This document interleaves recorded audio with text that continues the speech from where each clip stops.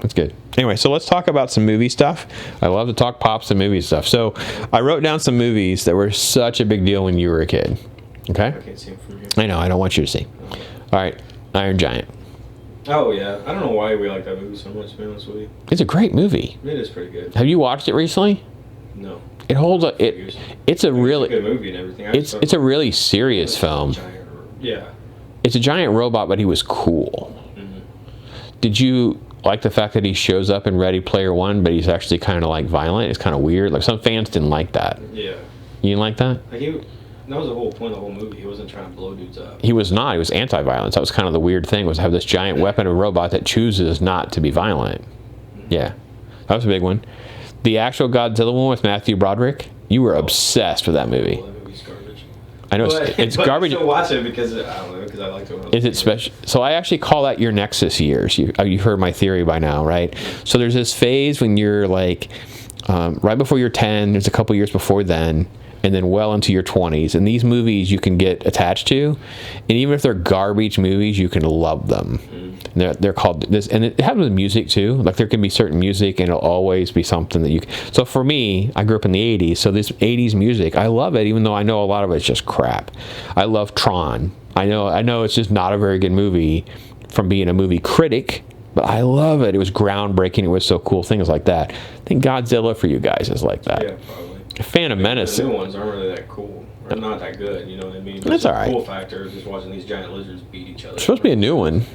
Yeah, I know. Yeah, we'll see. Somebody from work's pretty excited about it. You're kind of like that with you felt that way about Phantom Menace because Star Wars was such a big deal. Day because I went over to my buddy's house and we watched it because we were gonna do like a series like once a week or something. We would just go to one of each other's house and watch them in order, and then we're gonna watch like the Clone Wars, Mandalorian, all that stuff, kind of in chronological order. Because he's like a super Star Wars nerd, so he knows way more than I do.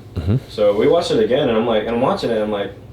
It's still pretty good, you know what I mean? Yeah. Like, it's not terrible, you know. It's totally. I like it. I was just, I was telling Pittman, and I was like, yeah, I remember when I was like 3, I stood up in this movie theater and started fighting with my brother with a lightsaber. Yeah. You know? So literally the opening scene when Qui-Gon and Obi-Wan start fighting the robots, the lightsabers come on, you two knuckleheads jump out of your seats in the theater and acting like you're fighting, and everyone around us. Like us, stopped watching the movie and we were watching you guys. It was so awesome. We've told this story about 100 times. It'll probably come up again.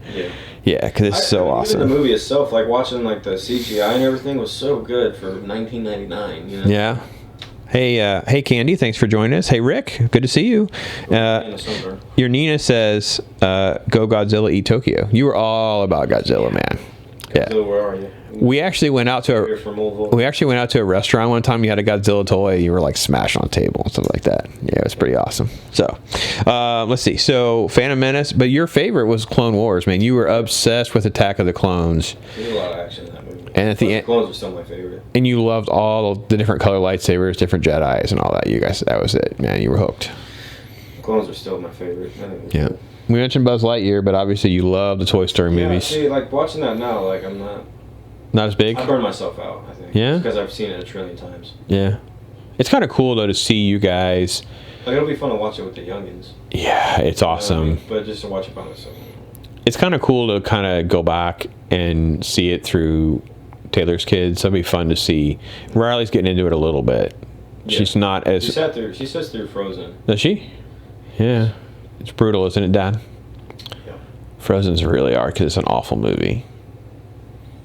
Oh, I'm sorry, Stagehand. I can't stand Frozen. I refuse to go onto a Frozen rant right now because my Frozen rant's pretty rough. You want my Frozen rant? Mine's probably the same rant. Is it? I don't know. Let's see. I'll give you my rant. Your short version of my rant. It's a horrible message for little girls. Oh, why is that? Okay, so Tangled is this wonderful fairy tale. Tangled is this beautiful fairy tale about trying to find out who you are and going into the world, but also trying to be a responsible civil human being, right? Cares about the guy, cares about her mom. She's trying to do right.